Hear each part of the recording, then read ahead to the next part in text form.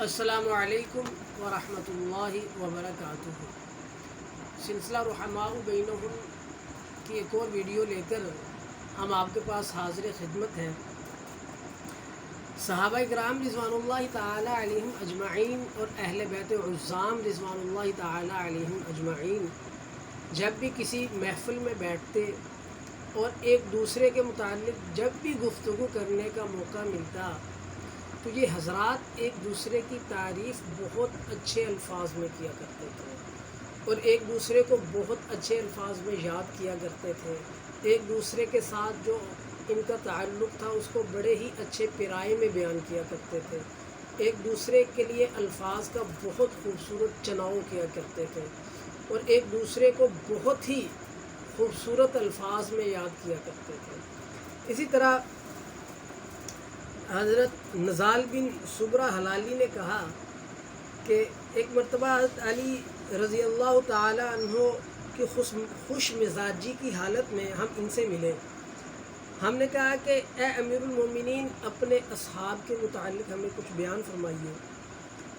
تو آپ رضی اللہ تعالی عنہ نے فرمایا کہ رسول اللہ صلی اللہ علیہ وسلم کے تمام اصحاب میرے رفقا میں سے ہیں۔ پھر ہم نے عرض کی کہ ان کے متعلق بیان فرمائیے۔ آپ رضی اللہ تعالی عنہ نے فرمایا کہ پوچھو، کس کے متعلق پوچھتے ہو؟ ہم نے گزارش کی کہ ابو بکر صدیق رضی اللہ تعالی عنہ کے مقام و منزلت کے متعلق ارشاد فرمائیے۔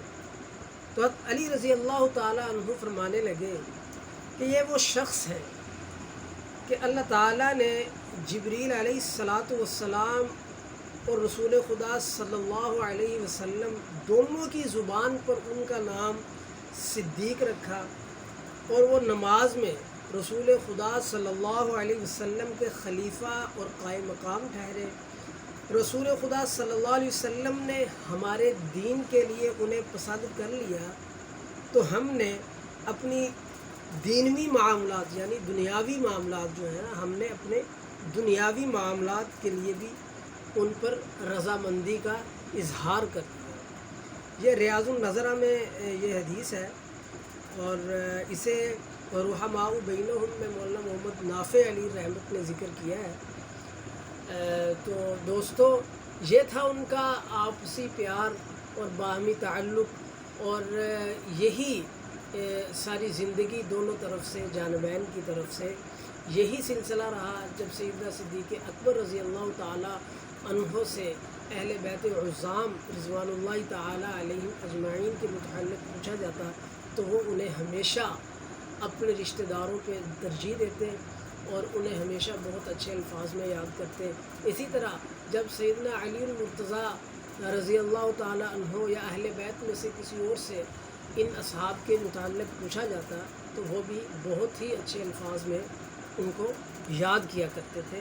اللہ تبارک و تعالی ہمیں بھی دونوں حضرات کی عزت تکریم کرنے کی توفیق عطا فرمائے اور دونوں حضرات کو اچھے الفاظ میں یاد کرنے کی توفیق عطا فرمائے، اور اللہ تبارک و تعالی ہمیں صحابہ کرام رضوان اللہ تعالی علیہم اجمعین اور اہل بیت عظام رضوان اللہ تعالی علیہم اجمعین کی سچی اور سچی محبت نصیب فرمائے، اور اللہ تبارک و تعالی ہمیں ان کے نقش قدم پر چلنے والا بنائے۔ وآخر دعوانا ان الحمد للہ رب العالمین۔